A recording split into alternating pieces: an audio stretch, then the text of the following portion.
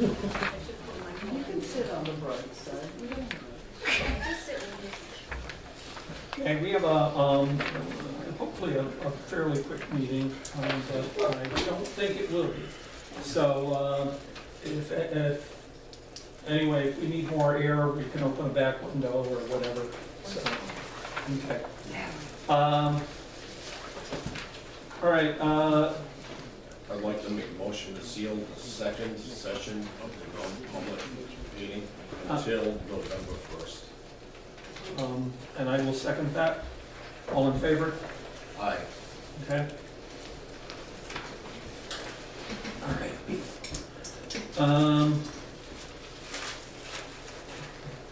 Excuse me, I'm sorry. Selectmen's announcements. I've got a couple. Just once again, remind you, the deliberative session is early next February 2025 from the school district. Please be there. Second one would be that the Harvest Festival is this Saturday from 9 to 2 at the Recreation Center. Is that too good? Yes, I was going to announce that. Beat ya. Okay. Thank you. And the third one is the Port Heat raffle will start in October, and the venue has changed, and I don't have the date yet. The The venue's Women's Club changed. doing it? October 5th. Yes, it's the first Saturday, October 5th, All and right. it's at the Jaffrey American Legion. Yeah. Okay. Yes. It's at a different venue this year, Yeah. so far. Thank you. That's a lot of tighter quarters. I don't know Yes. how they're going to do it. I don't know. Yeah. So I hope they fill up the place as they, did in at the VFW. Okay. I have something at the end in terms of school board meeting. I will do that. It's our line item. I'm sorry. Basically, other official or communications and updates. So consent agenda, payroll and accounts payable for 9/19/2024 and 9/26/2024. Also the minutes for 9/11/2024. Have you had a chance to read them all and check Yeah. them? Did you get a chance to read the edits? on Yes. the minutes? Okay. Yeah, and by the way, I thought, and I appreciate you doing the minutes. I thought those were excellent minutes and probably the best I've seen in a long time. No, Victoria did the minutes, I did the edits. Well, yeah, well, I meant, edits don't necessarily disparage the work there, so. And appointments. Wait a minute, I'll make the motion to Yep. accept the consent agenda as And- presented. Yep. Second it. In favor? Aye. Aye, 2-0. And there's also appointment for town and gown, and that was agreed here, but it had to be accepted by the town and gown. Has that been done? You're absolutely welcome, James, to the Excellent. town gown. Perfect, thank you. And also capital improvement plan committee, Jane Fedorowicz, and I hope I got that right, Fedorowicz, sorry. And have they, Tomorrow. tomorrow? Okay, so that's great. And I want to thank people any time that are getting on committees. I had a very discouraging, and this is sort of an aside, we have the Rindge Firefighters Association. I'm still a member of that. We have trouble getting together, enough people even to have a quorum for a meeting. We were supposed to have a breakfast or lunch was suggested this year. We couldn't get a quorum together, and it's foolish to move forward if we can't get the number of people to actually work the event. And this was an annual thing, and I think we're missing it this year. We're kind of scrambling and maybe get some other volunteers, but I don't think it's happening. And it's because people just are pressed on time and can't do it. So, anyway, but thank you for volunteering, all those who do. Citizens Wait a Forum. minute, I'll make the motion Oh, yeah. to appoint James Berger to the Yeah, town I'm government sorry. committee and James Fedorowicz, correct? Okay. To the capital improvement planning committee. Thank you. We have a second? I will second it. Yeah. All in favor? Aye. Aye. Citizens forum, boilerplate reminder, people wish to speak will be allowed up to 3 minutes depending on time. We try to keep it within 15 minutes. If there's 15 hands up, I think we'll have to amend that. There will address our comments to the chair only, so we don't want conversations going back and forth. No personal attacks on other citizens or town employees is ever acceptable, and issues concerning personnel matters should be brought to the select board member or the town administrator. Thank you. So is there an interest in citizens forum? I see 1, 2, 3, 4, 5. Okay, thank you. And if I miss you going around, remind me. Okay. And I was looking over here first. Ron, did you want to speak? Yeah, I think it's Ron Oswald from yeah. Thomas Road. Yep. The Women's Club is on November 2nd, Saturday. And because the 5th is, we're voting. No, it's November. October is the first meeting. I'm talking about meat raffle. Yeah. The meat raffle is October 5th. Not November 5th, October 5th, a week from this Saturday. Yeah. Who's sponsoring it? The No, because What? Carol called me. Yeah, I'm sorry. Yeah. Yeah. Okay. So anyway, Yeah. what is the date for the meat raffle? First Saturday in October. It is, well, I'll take my citizens forum now, because that was what I was gonna talk about. All right, thank you. Ron, did you have anything else? No, that was, Carol called me up, Rindge Crime Watch is good on November 2nd. Thank you very much. Okay. And I just wanted to announce that the Women's Club is the co-sponsor of the meat raffle on October 5th. So you would know that. Yes, Yes.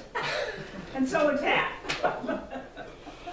So, okay, and,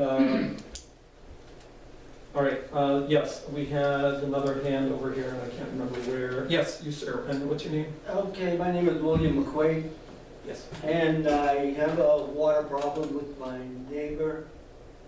We share a well, and I haven't had any water at my house for 14 days, and my furnace doesn't work because it needs water, so it's cold, and anyhow, I can't talk with this woman. I've gone through Ken here to help me, the Board of Health, and she's just doing nothing, making it impossible, and I don't know what to do. And you know, I have no money for a new well, I have no money for a lawyer, and I did have Skillings and Sons come over and check my system.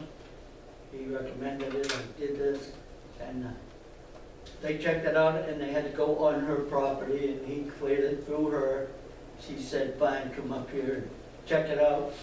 So when they went up there, they had a few words, and I don't know what happened, but she threw them off the property. She wouldn't let them in well. And so I'm stuck. I don't know what's going on, but I know I'm hauling water every day. I go to the cemetery and I fill up gallon jugs. I did that this afternoon.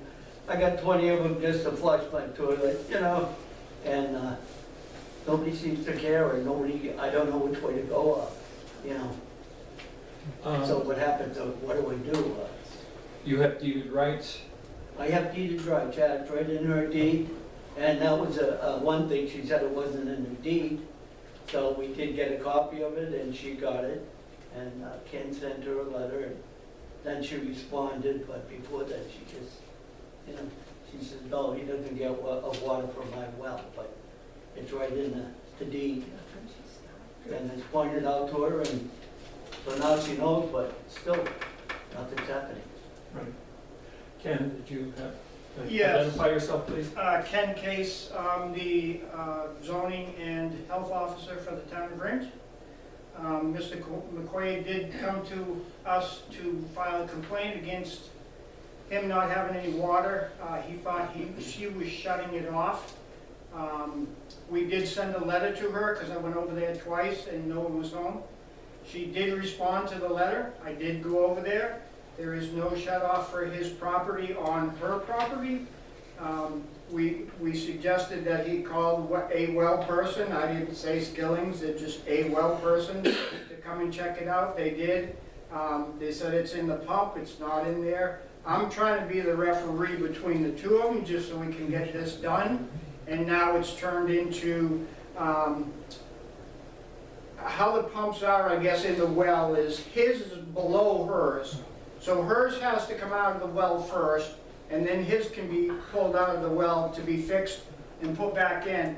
And they want her to sign a waiver that if something happens to her well on the way out or on the way in, that they're not responsible for it. She's not willing to do that at this point. So this is an ongoing thing, and I am working in between both of them to try and get this accomplished.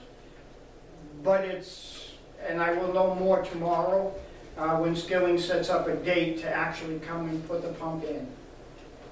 So that's where we're at right now with this whole water thing. There's other things that go with Mr. McQuaid's issues, but the water thing is the biggest thing right now. Okay, with her, she told me not to step my foot on her property, or she had me arrested. And when my well went down 3 times, well, the person who owned the house before her took me up there, showed me the well, how everything worked, where it was hooked up. He was very nice about the whole thing. And so I don't know, but my water went off one time, and I called the police department and asked them if they go up and ask her to turn it back on.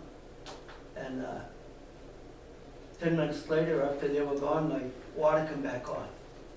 And that happened 3 times, and 3 different, and then finally they said this is a civil suit, we can't go up there anymore, and blah, blah, blah.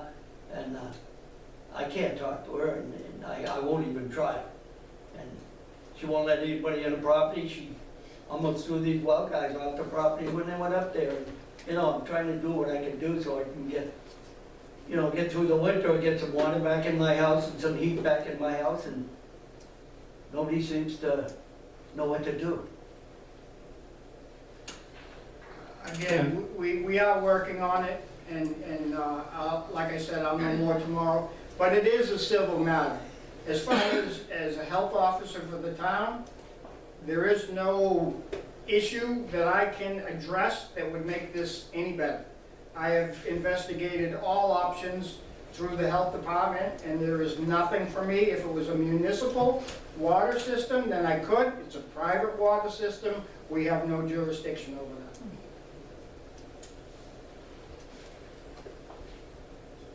I would go right to the courts and file right now, a civil case. You wouldn't need necessarily to have a lawyer, just a copy of a deed, maybe Skilling's letter, as to what needs to be done. But I don't know, how deep is the pump into the well? I don't know what the thing is. I mean, he thought he was out of water because she shut it off, but in fact that he'll have water when she goes dry before, you know, he runs it dry. I'm just wondering Because how deep her Yeah, pump is. I didn't get into that with Skillings today. I don't know how deep they are. They might not know either. They may not know until they pull. Skillings told me that the well, or the pump that was in there was put in there in 1967, and he didn't know the depth of the well. He didn't tell me at the time. So, I don't know. Is there These guys know what they're doing. I mean, they've been doing pumps all their life, and she's afraid that they're gonna do something to her pump when the well wouldn't pull it out. I mean, so where do we go? Might also need to have, rather than the other woman sign the waiver and take on the responsibility yourself in case it breaks, the responsibility might have to go on to Mr. McQuaid. Well, you know, For him if they to were sign, put in at the same time, they're both that about well, 70 that years pump will old. strike. So pumps break, Do, and do you there's think, nothing I could do. is there speculation that it's your pump that's not working because Yes, she that's seems to what have they- water? Yeah. And, That's what they said. Yeah. okay. And I don't know how that works. I mean, does that mean her pump is lower than mine, or how does that work? If she's on top of yours, theoretically, I don't know if they stack them vertically or, Well, I don't know how it goes either, you know? Yeah, according to Skilling's, hers is on top, his is on bottom. right. So that's why they have to pull her pump to get to his pump. And there's not enough casing there so that they could pull each one. They gotta pull whoever's highest and then go to the lowest. I think your comment about you having to take on the liability of that, if that's the only way you can What get are you it saying, fixed. if something goes wrong with her? If they pull it and hers breaks, Mhm. then it's on you to fix because they're not taking the responsibility. And of course, she'll take you to court or whatever. So Well, what if I don't get any water, can I take her to court, or? I think that's a good suggestion because you have deeded rights and you have to get access. And if your pump has failed, you should have access to be able to fix and replace your pump. And we've been telling him that right along. Okay. I'm sorry, do you have something to add on this? Just a comment that may help. Jim Grazer, No, thank you. where is the power for the pumps coming from? Each house, Individual. individually, yes. Enhances it. It's not proven that the pump has actually failed, it's proven that the pump is not working, but that doesn't mean it's the pump, it could be the electricity too. They check the electricity at the house, and that's what they're reading, It's is legal. it's going, Yeah. but it's not, the pump is not doing anything. Right. So that's where they come up with the assumption that they have to replace the pump. And Okay. did they meter it and they'll see the pump? Yeah, at the end of it? yep.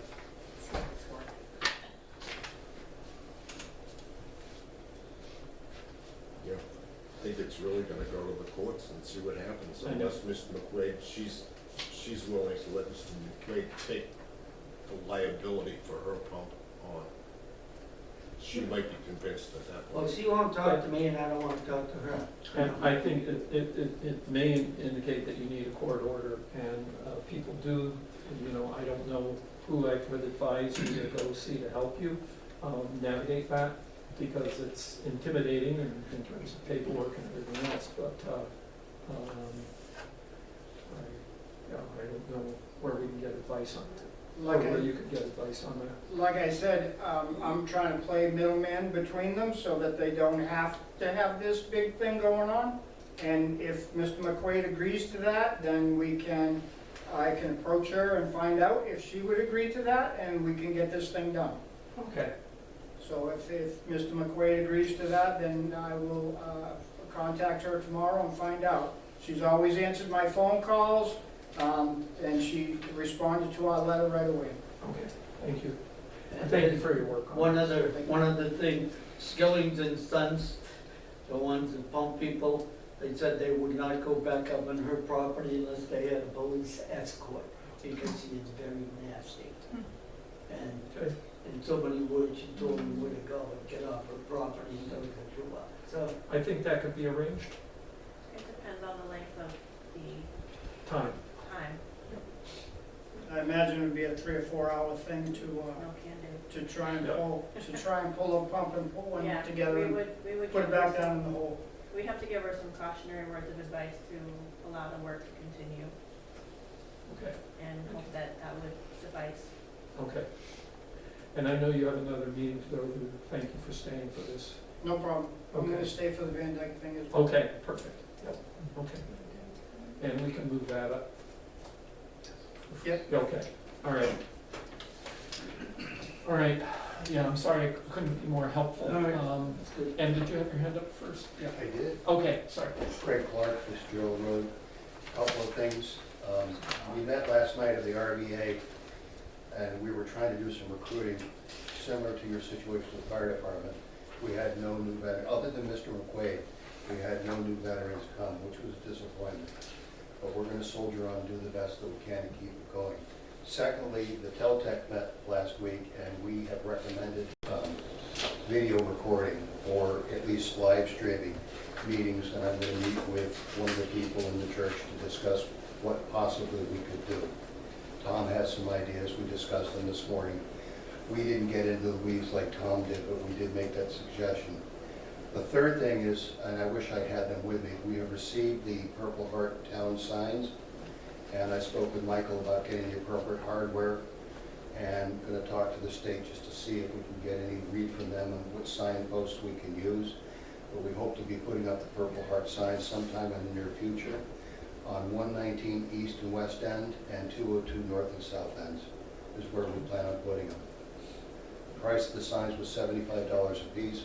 Bob and I bought 2 of them, and I volunteered to buy 2 of them, so there's no cost to the RVA. But we have 4 signs, and that's our plan. Thank you, Mr. Chairman. Thank you very much. Okay. Yes, Kellen? Kellen Geiger. I just want to make sure that everybody knows we are live streaming this evening. We are live streaming, and a lot of times when we're live streaming in here, when you are in here, it is being live streamed. I wouldn't talk after the meeting unless you want to be heard and live streamed. If you are out of here, then that's when you can talk to each other. Other than that, that's live streamed also. At one point, I was really concerned because it said Town of Rindge and it said at Town of Rindge, and I don't believe that the select board had decided on live streaming at this point. As of now, it says it is citizens produced for transparency. I think the transparency would be if our selectman, Tom Conies, would say he's the citizen that is doing the live streaming, and so I think that would be considerate to all, and I think the citizens of Rindge need to know that. I would like to also know, in Citizens Forum, is this when we should be talking about anything that would be on the agenda, or will we be, as citizens, be allowed to talk and ask questions with everything that is on the agenda this evening? I would do all except, I think, well, I guess we can. There's a couple ARPA items that we've already talked to death. But, yes, all the new business, budget advisory, building alliance, meeting house, health trust. Yeah, I think we could take questions. Okay. So on all of the things that are on the agenda, you would take questions from All the the new citizens? business and some of the ARPA items. Well, which ones aren't you going to allow people that showed up here to ask questions and be part of this? Which ones aren't you going to allow? So I would do can the mark first. those off. All right, I would do the first one, and then the others, I think, we'll take comments on.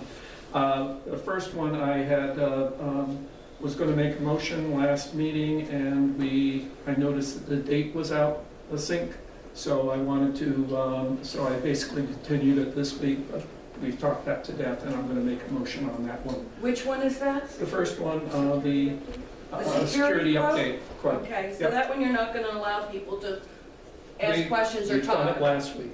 Well, but there are citizens here that haven't been to other meetings, and they've attended tonight, and I think maybe they should have a right to, if they've taken the time to come here, then why wouldn't you allow them to ask questions? Does anyone who hasn't been here last week want to comment on the security update quote?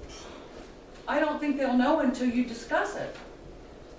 Okay, well, all right. So everything else you're going to allow people to speak to? Absolutely, yeah. Okay, thank you. Thank you. All right, is that all for Citizens Forum? Yeah, whatever it is. Oh, yeah, Mr. Cleveland? The rules that you read, Yeah. is that for everyone in the room, just the spectators, the audience, or does that go for the selectmen too? I would hope the selectmen would have a proper decorum. Okay, then I would request that you read them again, since Selectman Conies was late again this week, Okay. so he can hear them, given the fact of what happened 2 weeks ago. Okay, that's fine. appropriate. People wish, let's see, basically, yeah, so basically on citizens forum I had read. So that was for people wish to speak, allowed 3 minutes. That's what I had read before. No, about the decorum here, about going back and forth and basically civility. That's how your rules read, correct? Yes. I didn't read them this week. I just read the citizens forum quote. So No, you read basically what you've read in the past. people who wish to speak will be allowed up to 3 minutes. They will address their comments to the chair only. No personal attacks on other or citizens or town employees is ever acceptable. Issues concerning personnel matters should be brought to the select board member, a select board member, or the town administrator. Thank you. Okay. Anything else? Okay. We're moving on. Old business, ARPA updates. We were gonna remove, Goddard Road. Oh, let's do Goddard Road, because you have another meeting. Okay.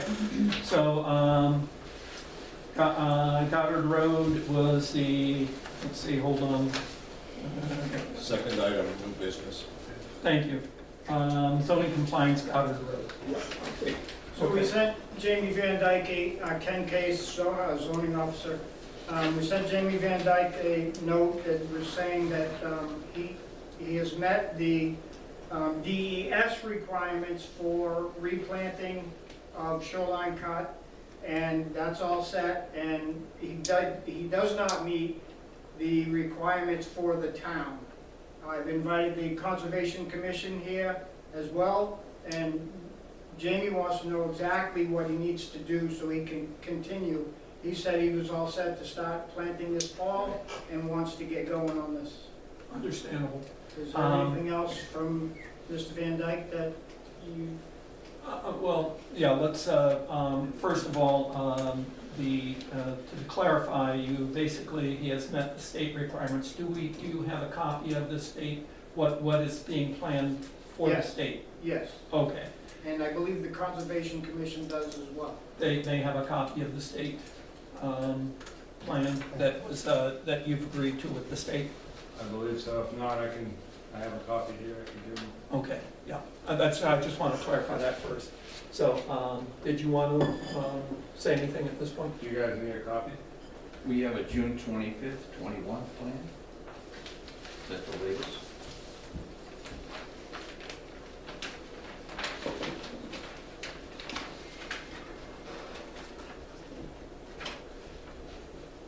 My copy says March 21st, 2024. Restoration Plan Approval Amendment.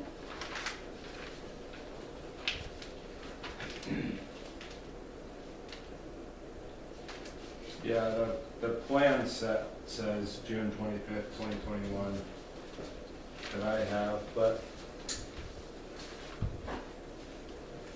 And it was received by the town 6/25/21. yeah.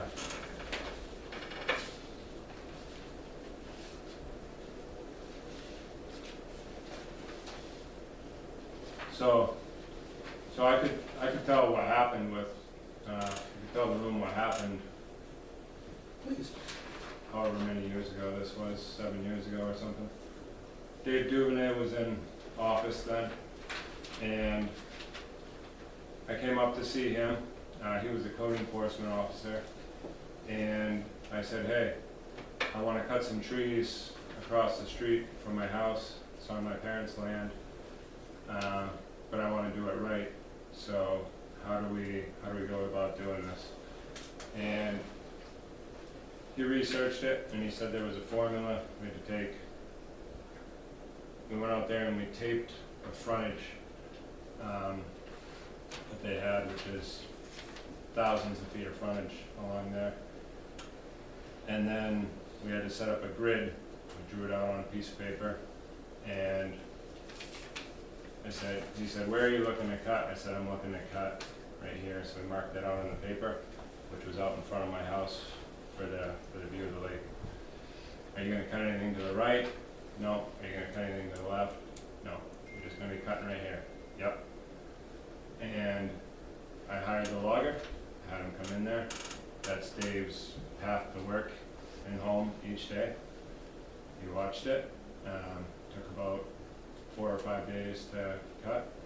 Got in there, we stumped it, we loamed it, we seeded it, we stabilized it.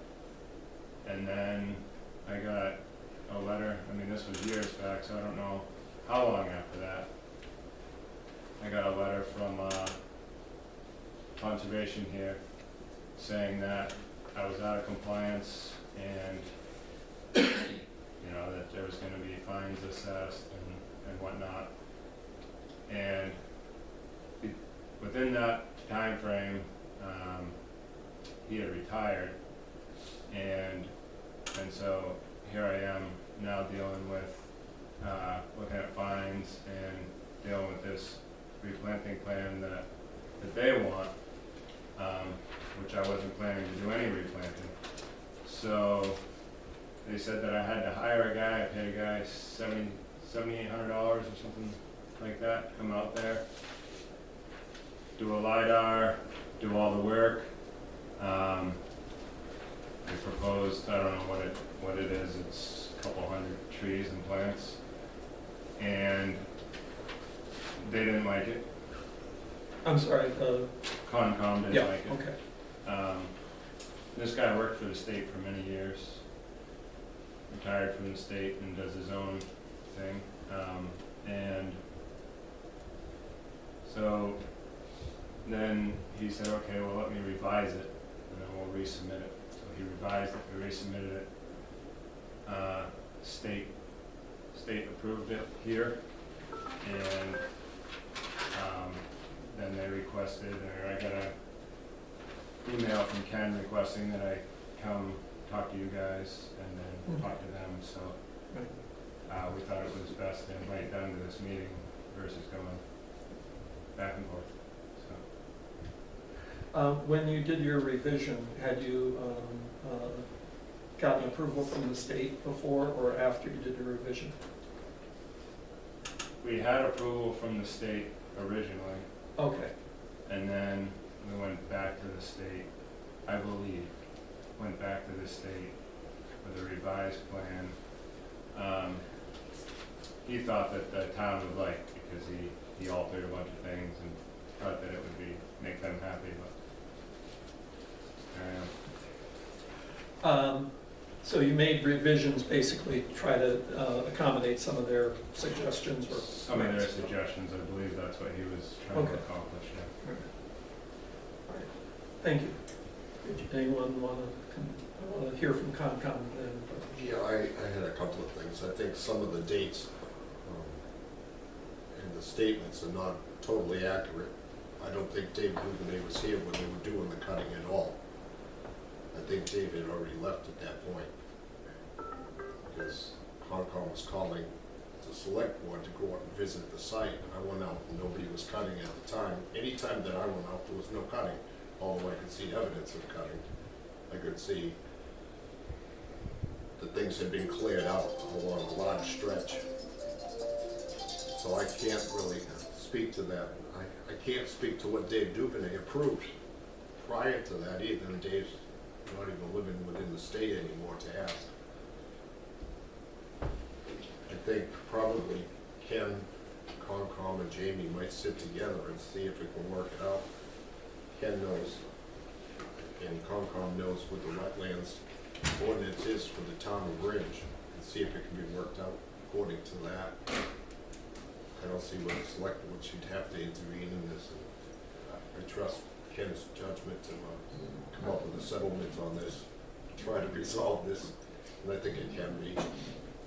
It just might need that intermediary that we're putting you in the place of all the time.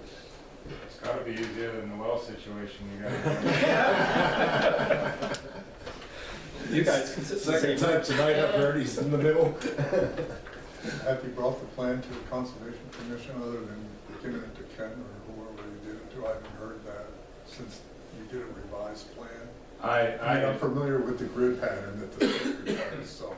Yeah. It's 25 by 50, so many points. Oh yeah, it's changed a lot though since I cut it, and you know, Duvernay was the one that gave me the guidance He But drew has he the drew, Conservation Commission seen your revised plan to see if it conforms with the town ordinance? I don't know.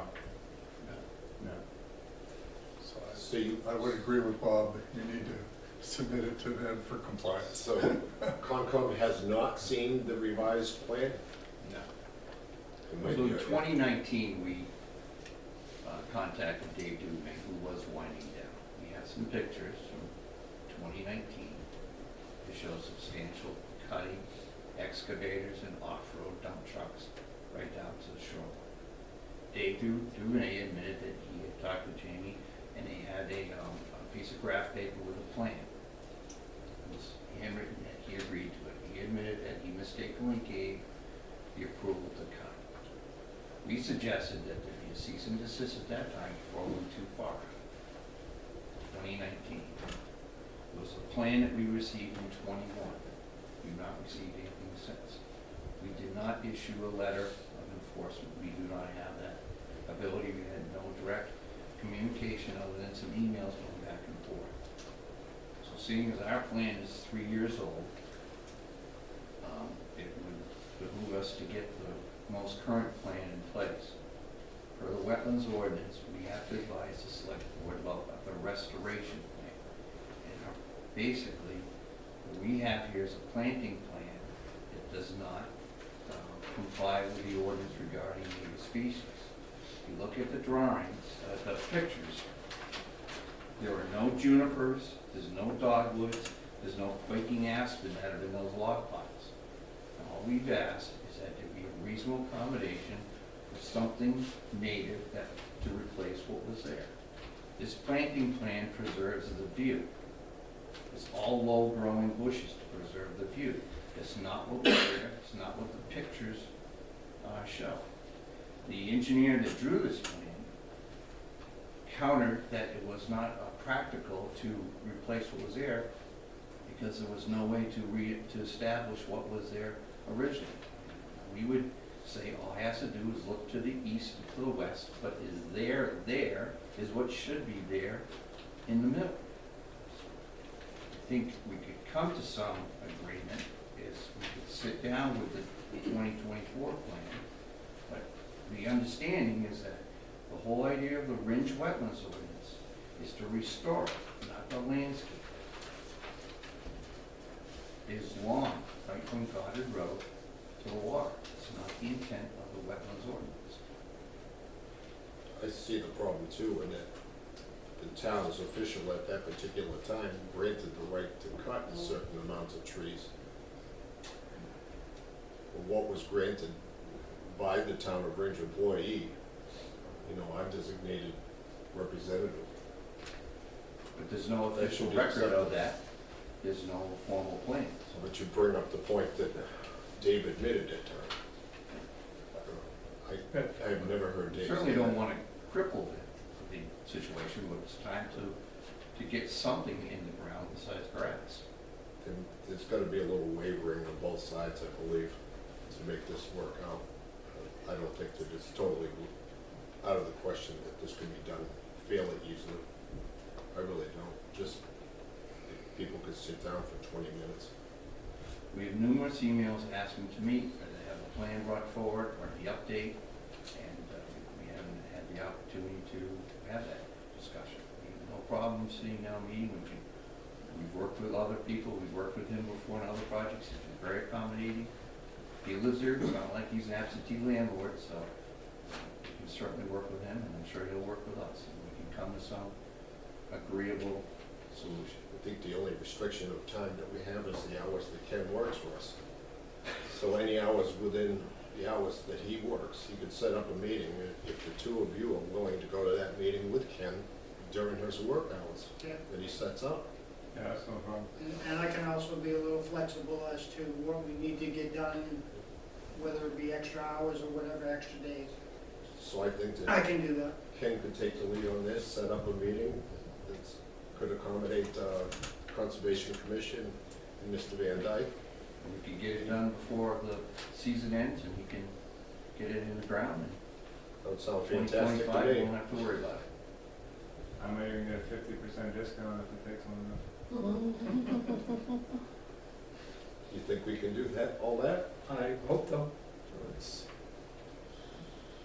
Think so, Ken? I shall work towards it. There you go.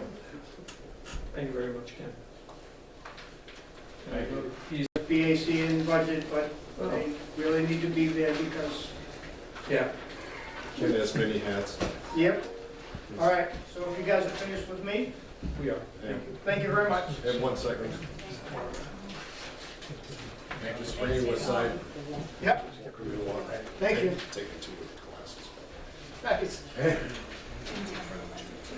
Yep, Welcome. thank you. See you, Ken. Okay.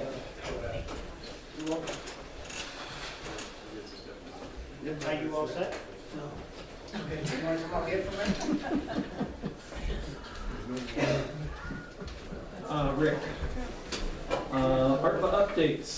So we do have a document, which is the ARPA ledger. And currently we have a remaining balance in the monies we were awarded as $83,853.16. And of that,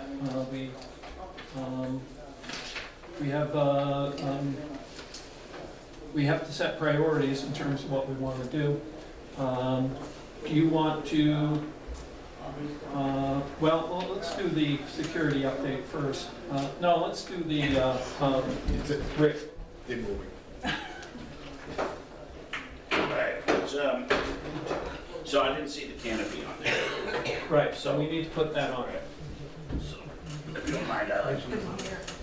Yep.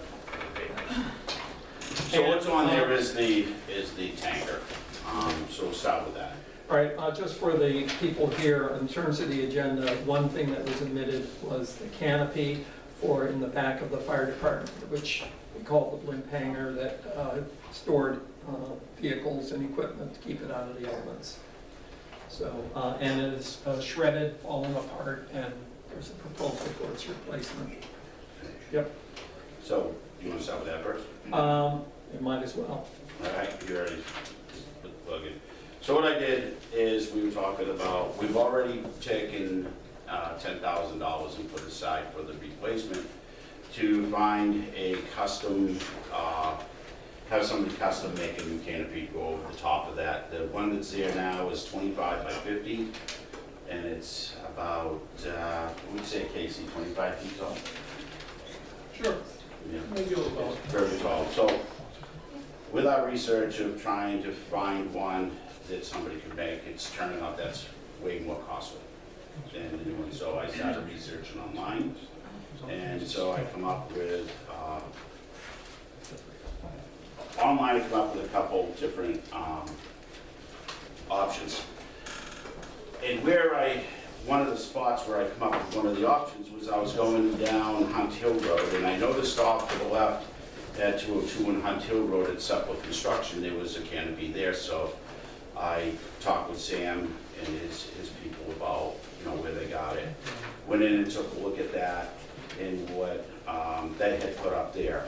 So I researched the company TMG, and that what's under the paper clip, the first paper clip is the 3 from TMG. So there is they're also the better priced. So they have a 30 by 50, 11 ounce fabric for $64.99. They have a 30 by 60, 11 ounce fabric for $6,600, $65.99. And then they have a 30 by 60, 17 ounce for $6,999. Now, the ounces refers to the weight of the material. The material, for a certain correct. quantity. So I apologize for the first couple of pages that my printer doesn't, as anything on it, when they print it from the internet, it doesn't come up with all that. But this canopy, I recommend that we go with the 30 by 60, the 11 ounce. Question, unless we feel that we should jump to the 17 ounce. The one that's there now got beat by the wind. But that was donated from Millipore some years back. And it had already had some tears and stuff in it, so that didn't hold up to the elements. This one's gonna be a lot lower. It's only, what did it say on? It's like 15 feet tall, 15 feet tall. So it's gonna be 10 plus feet lower than what's there now, so you won't be able to see it from the road as much. So it'll be tucked out behind you, so I don't think the wind is gonna be as big an issue. So I would recommend the 30 by 60, even though it's a little bigger, but for the cost of the 30 by 50 at basically, let's say 6,500, and then for 65.99, we get the 11 by 30. The only thing I don't, and then the other two quotes in this is one's for $78.95 from Portable Garage Shelter, and then the next one up is $13,032.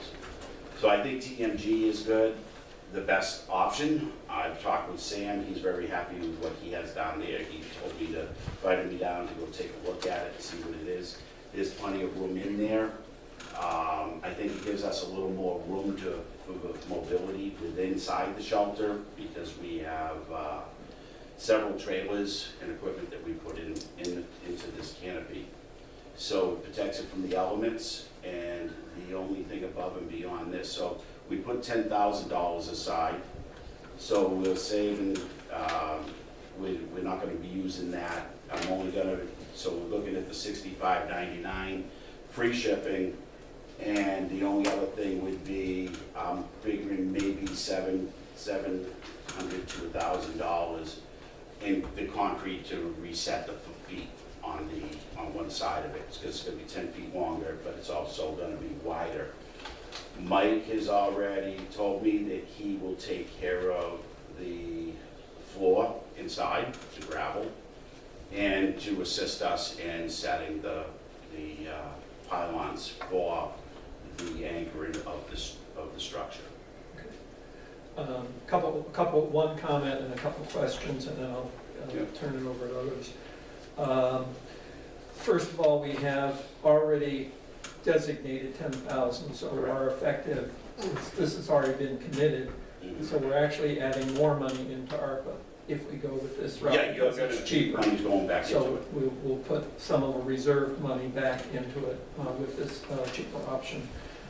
My big question, and the others may have thought of it too, is that is 17 ounce have a greater lifespan than 11 ounce? And, you know, if we're gonna pay 10,000 every 10 years, and I don't know how long it's expected to last, that's $1,000 a year.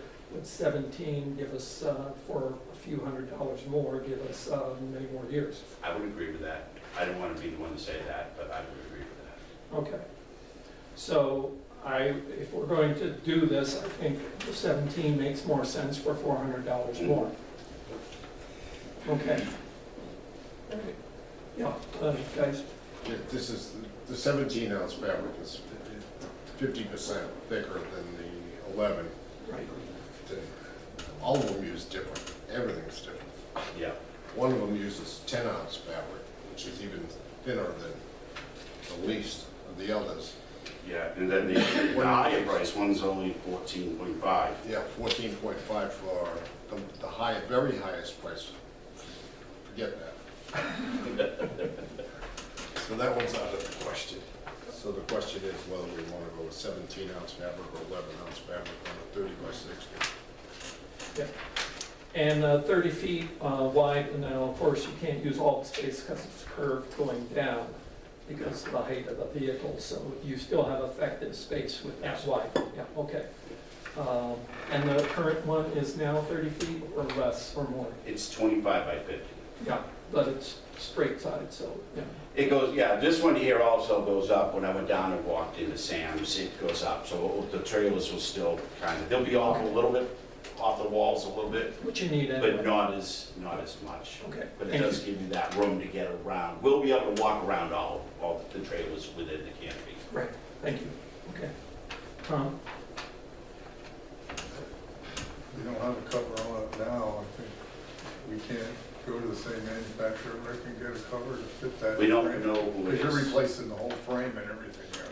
donated, we can't find any tags on it as to who made it. We've been searching for 6 months trying to find the right canopy, and we've talked to several companies, and they basically said, you're better off buying a new one. Before, we even took the canopy off, and then Casey and I went and cut it up.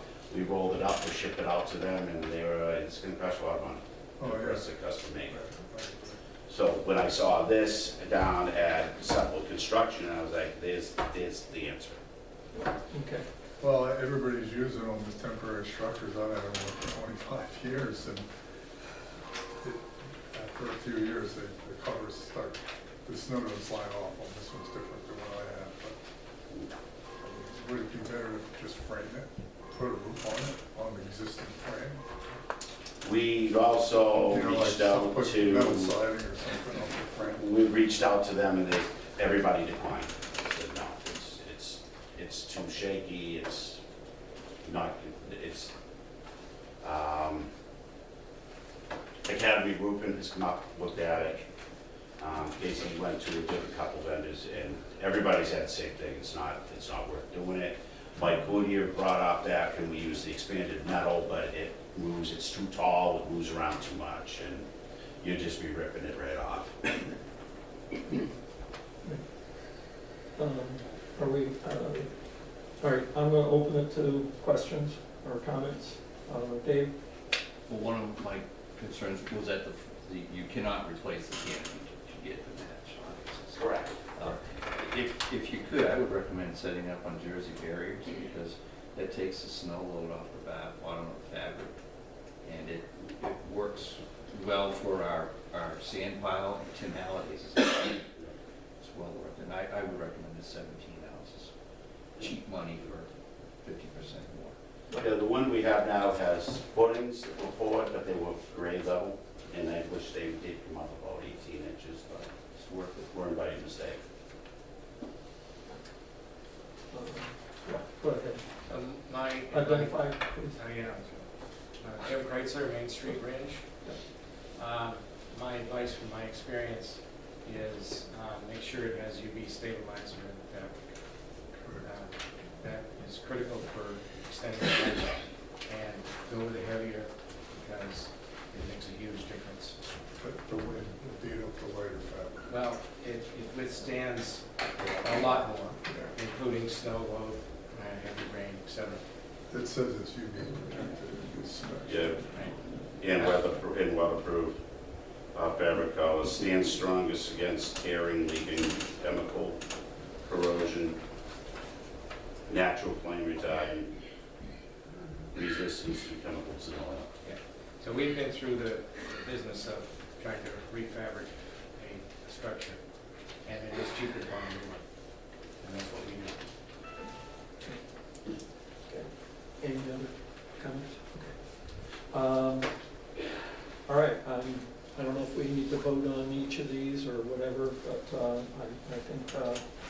I think the 30 by 60, 17 ounce for basically $69.99 should go on the ARPA, and so I'll make that a motion. I'll second that motion. We've already allocated $10,000. Right. The estimate, so we'll be coming in 3,000 under that, so that's money back in the kitty. Minus another 1,000 for the footing, so we've got another, but it's about 8,000 plus, so, but, yeah. And basically it's out of the ARPA fund. So I have a second. I second. All in favor? Aye. Aye. Good. All right. All right, so moving on to the tanker. So as you know, that we discovered that the tanker has it had a pinhole in the casing, and now has a couple pinholes in the casing, so it is showing some signs of failure. This has turned out to be, according to the vendor of the pump, which is a Hale pump, where this has been problematic. They have discontinued this particular pump. So as I came to you guys before and mentioned to you, I'm going to send it out, have it structurally, because the truck's in awesome shape. So I don't want to see it. It's 20 years old now. It is 2004. So rather than look at replacing that in the next couple of years, my suggestion was, which you all agreed with, was we sent it to State Line. They did a cabin chassis inspection on the truck. It came back with a very good report. In fact, on it, it said, whatever you guys are doing for maintenance, keep that up. So they found nothing wrong with it. They didn't see any need in that truck. We should kick it down the road. We should probably look at what we need to do for the pump. So I signed Casey to set this up. Right now it's at Greenwoods down in Attleboro, Mass. And the reason why it's there, or not Attleboro, is they're the ones that originally built the truck, Greenwood E1. So I wanted to send it there. Well, first it went up. We talked with Lake Regions. They said that, yeah, you probably might be able to get, the pump is obsolete. There is a replacement one, but then you could possibly find parts. So then the next adventure, we said, Casey and I talked about it. We figured the best option, let's send it down to Greenwoods, who built the truck. Because I was concerned with the pump, with all the plumbing, how is that all gonna interact in the drive chain? Greenwoods came back and said that the pump, the new pump, is an exact, plumbing is, no issues with the plumbing. When they redesigned the new pump to take the place of the AP 500, it actually, the plumbing is all the same pump. The only difference will be is where the drivetrain, the PTO, goes into it, which will be a modification there. And basically, it's a new drive shaft going to that. There will be a little bit of mounting differences. That this pump also, the tech noticed that the pump is against the frame on one spot, so they would move, they're redoing, putting the new one in, they would move that over. So they sent a quote for that. Just for replacement. However, they sent Casey and I the email, but I had some questions. I just got this yesterday afternoon, and the questions was because it was to evaluate the truck as far as, can we get a new casing? I know that about 5-6 years ago, we put a new impeller and shaft in the truck. So I'm good with that particular item being on the good side, but is there a possibility there may be a casing out there? So talking with Ed Greenwood today, he told me that, well, when you look at this, in order for them to actually get in, they'd have to take the pump out of the truck, break the pump down, and say, okay, what other parts in here could be damaged or need to be replaced? Because we can do that if you want to pay that kind of money. He goes, then, and he's gonna do this, and he's gonna get a hold of Hale, but his point was, you're paying the labor to take it out, you're paying them the labor to pull it apart. And then you gotta see, okay, what internal, other than just a case of what else do we need to put together on this pump? And then put it back in.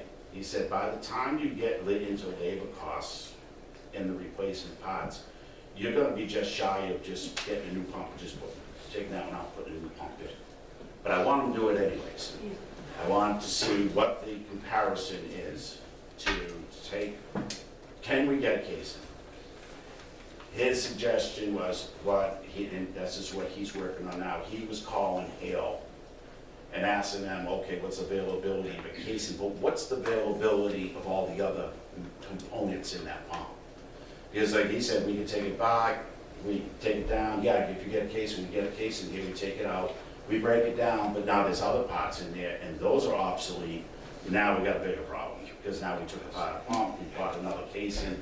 So he's calling them today. That was in, I didn't hear back from him before the end of the day. He said that could be up to tomorrow. So I am gonna need to come back in 2 weeks on the same thing. And he's gonna compare, okay, are these parts, because it's like anything else, as he said, you can look it up and see all the parts, but then you hit order, and then it comes up unavailable, unknown when available. So he wants to call Haley, can we foresee before we open it up and what that is, and then give us a comparison of what it is to pull that pump, rebuild that pump with a new case and put that pump back in the truck, versus just take that pump out with a new company. The goal here is to get this truck, so for a few reasons. First, the truck's in excellent shape. I would never want to do this with a frontline engine. This is a support truck. Frontline engines where you do actually have people on hose lines in buildings. I would never recommend that. NFPA is pretty strong on their frontline engines. But this one here, I could see, let's rebuild this truck and let's get this out another 10 plus years and give the CIP more breathing room. The cabin chassis passed with flying colors. The truck's in awesome shape. It has some electrical things that we need to address. I asked them to look at, the problem with the electrical is when the truck was originally designed, the overflow from the tank, the water comes across the electronic board, which is a load management, which we know water and solid state boards don't mix. So I told them either we look at that, move that so that it gets, and waterproof it, and repair some of the damage that has been done with some of the lighting, or just get rid of that and just do LED lighting on the truck. Give me a comparison of what that's going to cost. So the quote he sent in today was $21,330 to pull a pump, put a new pump in it. I don't know what the lighting is going to be. I'm going to say somewhere between $5,000 and $10,000. But I'm thinking that if we're putting even $25,000, $30,000 into this truck to replace it today is over $500,000. I think if we put $30,000 into this truck and we get another 10 years out of it, I think it's gonna give CIP time to gain so we can build our CIP, our capital reserve, I should say. And it gives us, this truck it's in great shape. I don't see it, I don't see anything other than anything happening to this after we do this for 10 years. The other thing he did point out is if we rebuild the pump, who knows what could happen in 3-4 years with using other parts. And keeping that. And keeping that. Saving $30 on not replacing a part and having it fair. So I wanted to give you an update on it. I know time for the ARPA funds is running tight. And I know everybody's concerned about this. We did not take this truck out of service because I can still shuttle water with it. I told the guys we use a term called nursing, which is a tanker feeds an engine at a scene. I don't want to use this pump as little as possible to prevent any kind of failure with the pump on a scene. But we can certainly shuttle water and refill it with another truck. It's what we normally do anyways, as you know. But I really think that doing our homework and seeing what the best option here is it to rebuild this pump or put a new one in it until I can get more information from them and their members. But as I'm speaking now, you're probably, with the lighting, I'm gonna say somewhere between $25,000 and $30,000 is probably what we're looking at. And again, the bang for the buck is to get another 10 years out of this truck. Well, this will help the CIP committee, which has that scheduled, and this was scheduled fairly. This is scheduled next year to start talking about replacing. So, and again, you're looking at $500,000 plus to replace this. Okay. All right. It's a good suggestion. I don't think we need to move on it, but I think the consensus, I don't know, hear from the rest of the board. My question to the board is, this is at Greenwoods now, being evaluated. Yeah. They're the ones that built it. Specialty vehicles are 6 miles down the road. I can send it down there when they're done to get them to do the same evaluation and see what they say. And then from there, we could send it back up the list to get the 3 quotes. How do you want me to move on this? What's your sense on those? I think that we should at least have somebody get a second opinion on what Greenwood's saying. I think if we get the same evaluations from Greenwood and specialty vehicles, I can't see sending it back up to Lake Regions to do it up there. But our procurement policy does say through quotes. That's why I'm bringing this up. I'd like to stay, you know, transparent on this and to let you guys know. But I think if we're getting the same answer from two different places, I can't see a third place giving us anything different. I think you're wasting your time rebuilding it, put a new pump in it, and then you can forget it. Well, I think the second quote is good. Go to the other guys down the road. Yeah. And just get a different opinion, but I think if you're gonna spend 20 grand rebuilding this pump by the time they take it out, Exactly. redo it. I've been down that road with my heating system, so I know it gets expensive quick and you end up with failure protection. I just want to make sure we have checked every option in the box. I just want to make sure we did the right Had thing. at it, like I said, I think you're probably better off putting a brand new pump in there. What year is that truck? 08? 04. Yeah, so, I mean, it served us. I mean, I hate to say that, 20 but years. the truck is in good shape, I know, I've read the report, so I think you're probably better off replacing it, and it's gonna be quicker, simpler, and back in service. Well, as far as the pump goes, you can make that motion right now because you got the figure 21. Well, I haven't seen the quote, so So you guys, you get us a copy. I'm sorry I did not get 3, but. By the way, is Greenwood the only place you can get that pump? Or, I mean, No, that's what I'm talking about. We can go down the street to specialty vehicles, have them look at they it. can get the same. Greenwood just is the company, they're the ones that built that truck. Right. They have all the schematics, all the spec, everything to do with that truck is there because they built it. Yep. So, Let me just verify the figures. You're saying 21,230 for a new pump to have it. 330. 330, to have it, the old one taken out, a new one put in, and the adapters that you need for the PTO? Yep.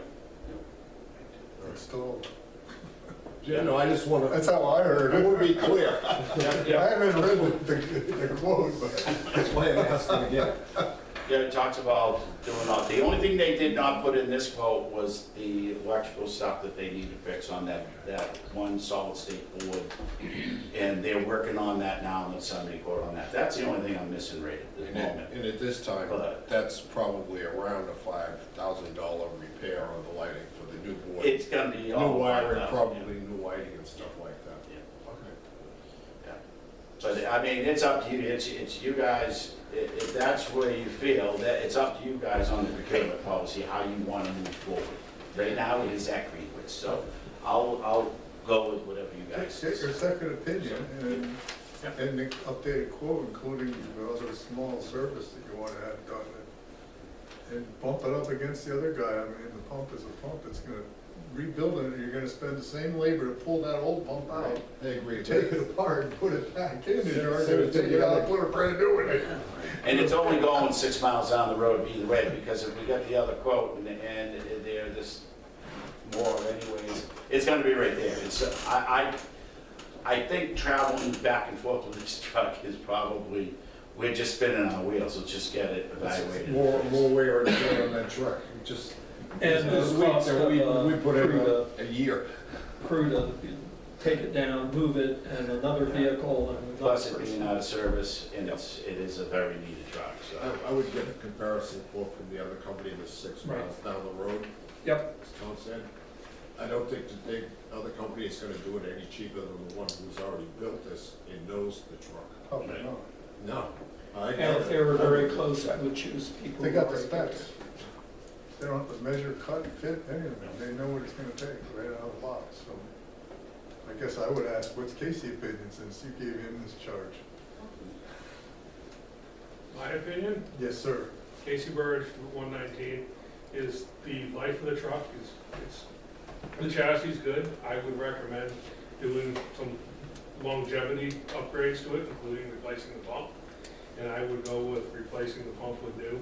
We know the parts are going to be there for a little bit longer, maybe another 10 years. Right. And I do like the idea of just getting another second opinion.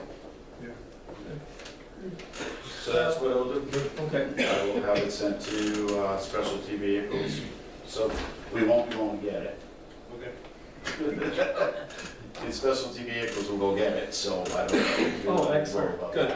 Well, when you get the, why don't you give us the quotes when you get the updated one? All right. So that's all, I want to give you an update. I was hoping to have more on it today, but they, like I said, the evaluation that we sent down, the way it came back, but that's the way Greenwood, their engineers are thinking the same thing. This is, it is crazy to put a, I lean towards a new pump, for many reasons, but Yep, thank you for the option. I don't want to turn around and not do our homework either. Yeah. I appreciate it. If we can get the 10 years out of it, that'd be great. We can start looking at a new pump, tanker truck now, 10 years out. But for $25,000, $26,000, we can get a truck up and running for another 10 years, which beats putting away $100,000 a year for the next 5 years, and we wouldn't have a truck for 5 years. Yes. And, which begs the question, when are we due for another engine? Oh, sorry. We got plenty of time. All right. Jeez. So, excellent. So the other items, security update quote, we had a quote for an security amount of $428 for updated security system, and that would be the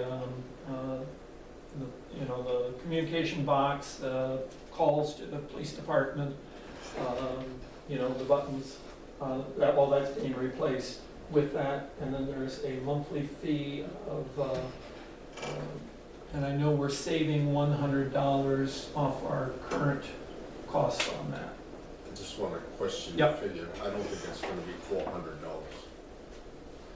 $400 for the, upgrade. Thought the quote was much higher than that. oh, okay. 10 times.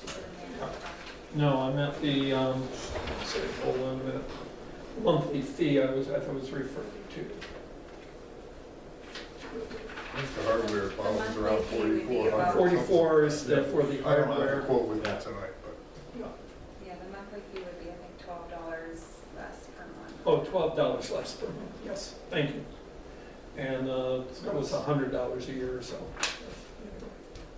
Yeah, thank you for the correction.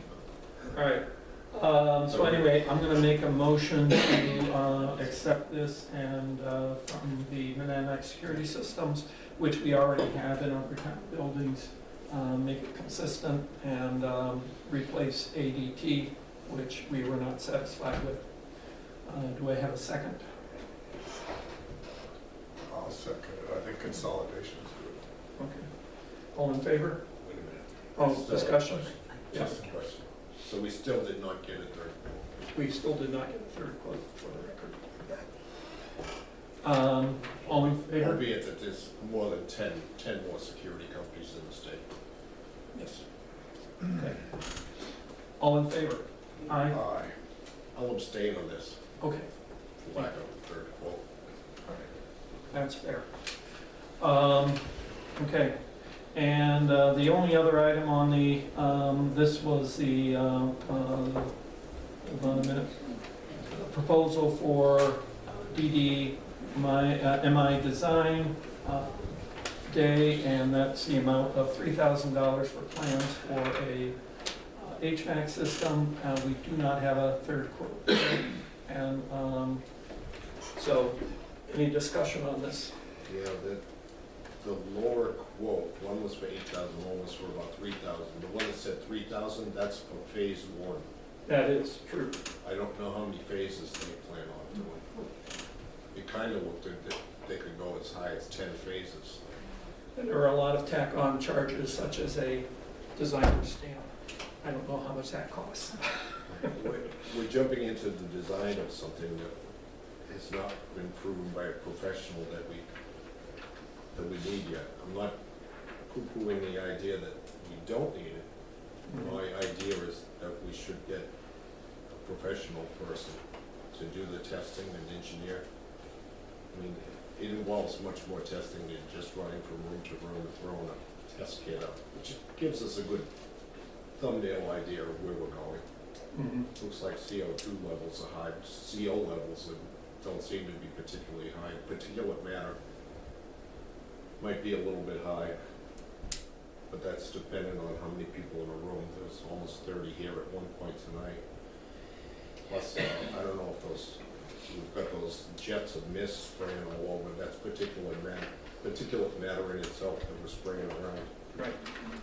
So we're Covering up other scents in here. Well, we're just actually adding to the particulate matter Yes, we in are. the air. So I would consider going first towards getting a professional engineer with calibrated equipment to tell us what the exact need is. What is our exact need before we get the proposal on design? And this is just an estimate to get a proposal on a design. Right. We're paying somewhere between $3,000 and $8,000 to put together something telling us what to buy. Mhm. We're not sure what that could come out to. And we don't know, yes, and that could be, We haven't had a professional air quality expert actually do this. And they would actually test the outside air measurements also. If we're sitting in an area where the levels are high, maybe there's a reason why the levels all around this building are high. We should check that also. I know we just dragging this stuff in from outside. I don't know. I'm not a professional engineer in air quality. I'm not. How much would you like to appropriate for that out of the ARPA monies? Because we have to spend it by the end of the year, 20 grand? Did we get a positive thumbs up from Laurie May and Rick that ARPA will cover this testing for air quality and all that? As long as we're looking to make sure that it does work towards the helping prevent the spread of any viruses and clean air. So we can get away with that? Yeah. and currently we don't have central air ventilation system, so each room is sort of isolated and heated by space heaters along the floor. But if we did have, and this would basically be turning to central air in a sense, we could put HEPA filters in the system, which I know you're using in your house at this time. So they're not that particularly expensive to maintain. And then that would be totally compliant and probably a little more helpful for the... Yeah, and as your designer will tell you, you know, what it is to do, but anything to do with any of that, any of those funds, is as long as they identify that it helps reduce the spread of viruses. Right. That is the term they are looking for. So Tom's question was how much I'd be willing to go for. I'd split. I have no idea. This is just, these quotes are for design of a system, not testing Not like they're testing. looking for. Yeah, and we're not quite sure if the smaller quote includes the whole design of the system or just phase one as it says on it. Yeah. I don't know exactly what phase one means. I don't see, you know, any real fault in hiring an engineer, but I would start with 20 grand. Just saying. I mean, HEPA filters are great things for particulate, but they're not gonna stop your CO2 problem.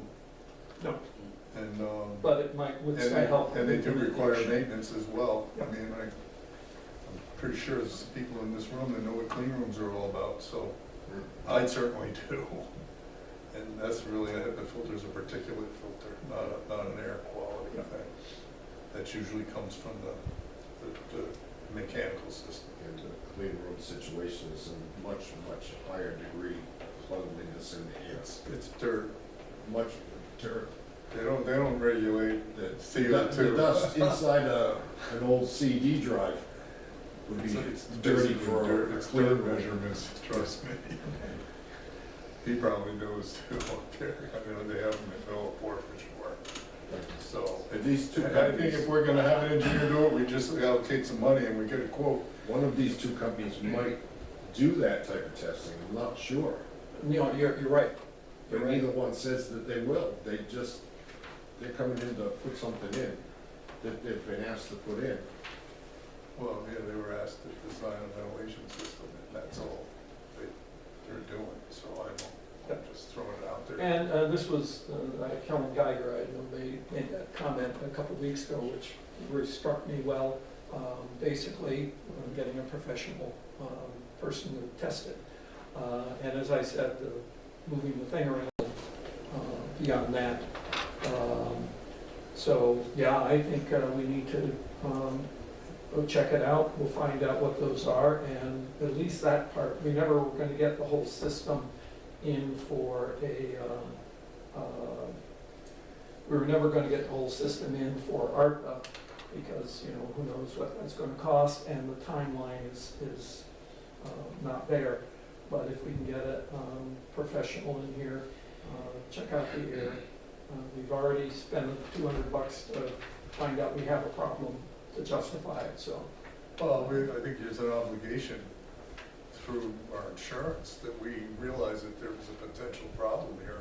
And our employees maybe? And, well, just from a liability standpoint, I understand the employee side, but, you know, there's a potential liability that it's known now, at least a potential. Right. And it's a pretty good indication that there is a problem, and how big it is, we can't really determine that, but we determine that we're above standard. How's that sound? Yep. And, and to clarify it further, you need a professional engineer. I guess Rick does, well, even though it, you know, it's preventing spread, is it gonna cover engineering work to do that? Not the physical components. Yeah, anything you do, that's part of the bulleted items, and I agree with this conversation, and I said that from the beginning, because we gotta make sure that it does help spread. You've gotta follow the energy code, you got so many air exchanges an hour that the system has to do. It's a complex thing, and it really needs to be done with somebody that does this.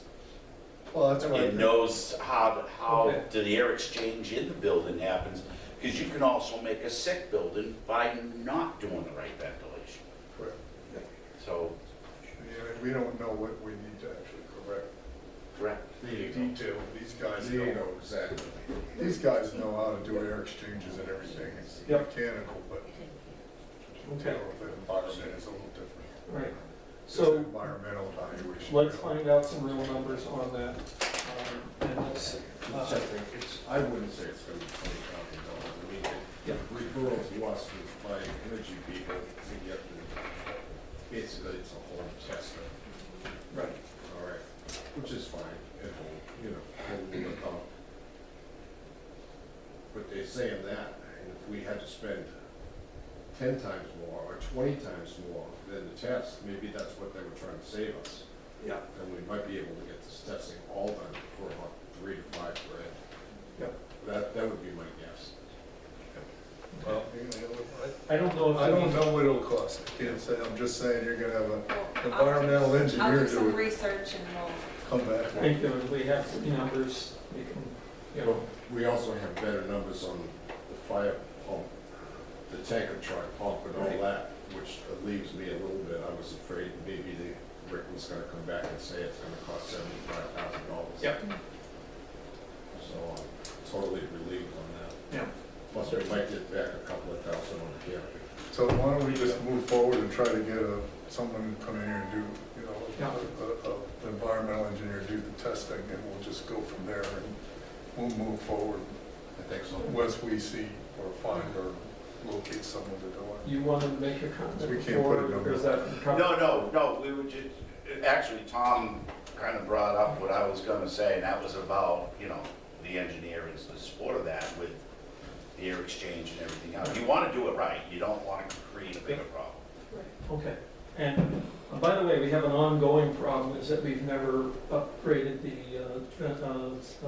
insulation of this building or tightened it up for years, and we've been spending untold amounts of money on fuel oil that we've been doing that for 12 years. I'm sorry, Mr. Cleveland. Just Larry Cleveland, 26 Southwood Mountain. Just from my experience as a supervisor at Millipore for the last 18 years running their machine shop, just a recommendation, you don't get the company that is going to be tasked with installing this and building this to give you the recommendation of what you need. You don't want an engineer from that company, because what happened in my machine shop was they hired a company to come in and evaluate all my equipment to see what we needed for safety upgrades, and then went ahead and hired the same company to install all those safety upgrades, and they went way overboard on everything, and it cost way too much more money than it really needed to be. So, Thank you. I went to the school board meeting last Monday, and the company that was making the plans recommended not to refit anything. It would cost way more, and because they build new buildings. And when I pressed them on it, they had tested nothing, they had compared nothing. It was just, you know, out of the air because it wasn't fitting their what they needed. So, but thank you for that. Yeah. Anyone else on this? So we have a directive to the. Who amongst us wants to look for an engineering company who does air quality testing?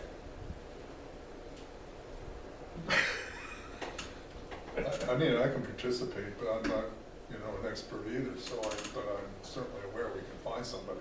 Yeah. Lori has her resources, and I do. Do we have a volunteer out there? David has a company. Let me just clarify that, it's not voluntary. Your insurance company's loss control agent should be able to recommend someone for that. Thank you. That'd be a neutral party. Yeah, that's a good idea. Very good. Okay. I will participate in, I've been out of town so many times this year. Well, not again Thanksgiving, but, yeah. Awesome, so we can turn this just quickly over to Laurie May to get a hold of the insurance company to see who they would recommend. I would take the recommendation from the insurance company as to who to go to. Yeah. Okay. They're not gonna make any money off it, so. Other than they save money. Plus you're probably getting on the state bid. But you don't want to let them know you had a problem either, so you gotta be a little bit careful how you word. Well, they're like, yeah, you got it correct. That's correct. And you're gonna get a contractor or an engineer that's on the state bid already, so they've already been So vetted. you gotta use that. Yeah. Okay. All right. So, Shall we move on? Laurie May can jump on that, I think quickly. Thank you. If she's tasked with it. It actually gave me with Garrett, with the risk Sure. management. Joint loss. Thank you. All right. New business. Budget Advisory Committee recommendations and updates. Oh, this is me. Yes, it is. Oh, I see one of the things has been done already. We haven't approved it yet, but there's a proposed budget schedule for the budget session. And I We was should all hoping, go over this. yeah, and I might want to go over some of it tonight because some of these deadlines, your recommendations require moving things up a bit. Okay. So anyway, that was one of the things they wanted as soon as it's possible to get it to them. Yeah. What they wish to have also was consistent budget formats.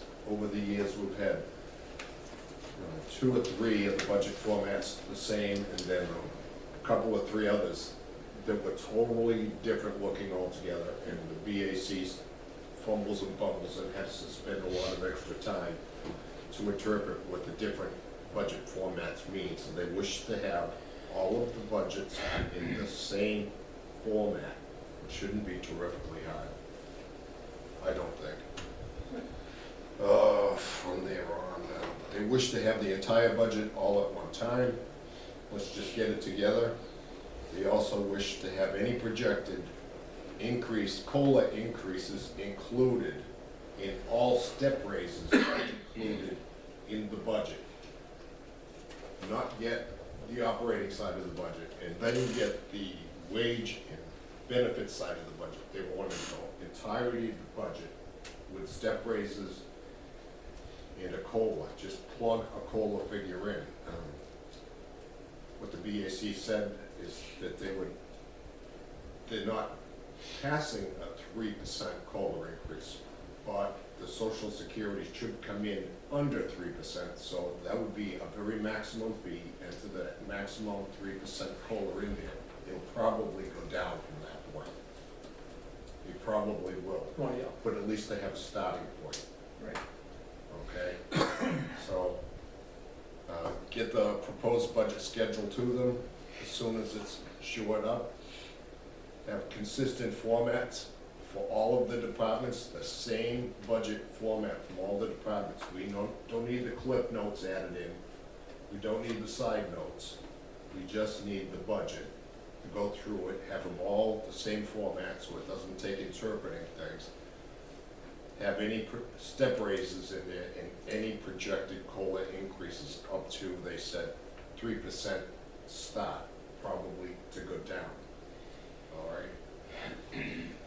That was it. That's what they asked for. Yep. No, that's excellent. I was charged with, Tom was there. I read it back to him. They agreed to what I just read, so. I wasn't paying any attention. Yeah. Yep. I can add that I know the CIP is meeting this week also.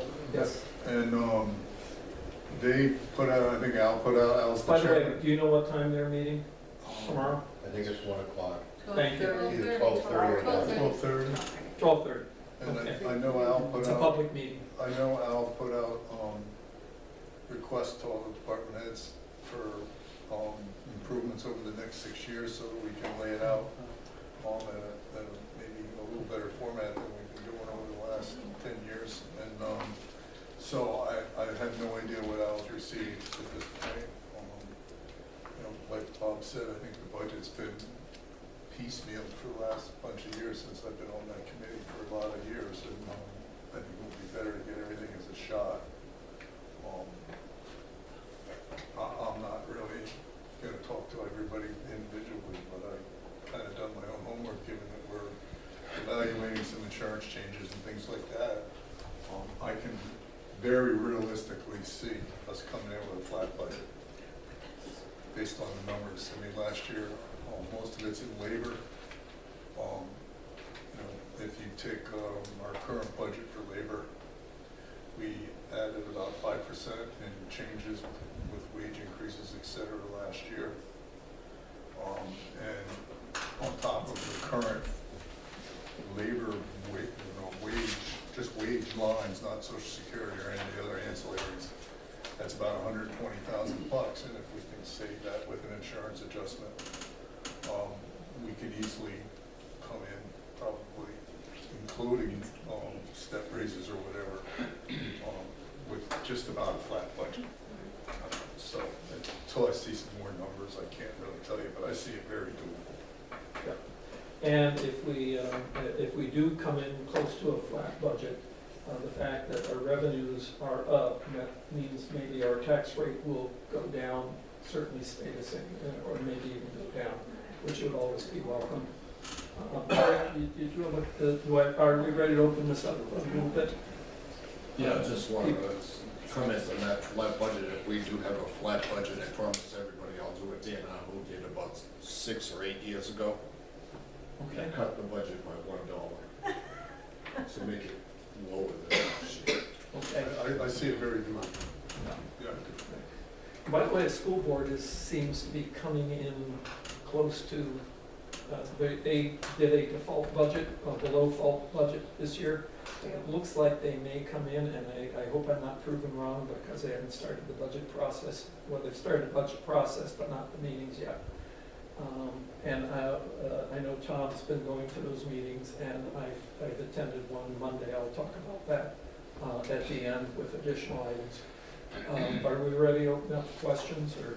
Yeah. Okay, thank you. Rick, did you have something? I only have a concern, and the concern is on what we're gonna do. Are we gonna meet about account codes? Because there seems to be so much, I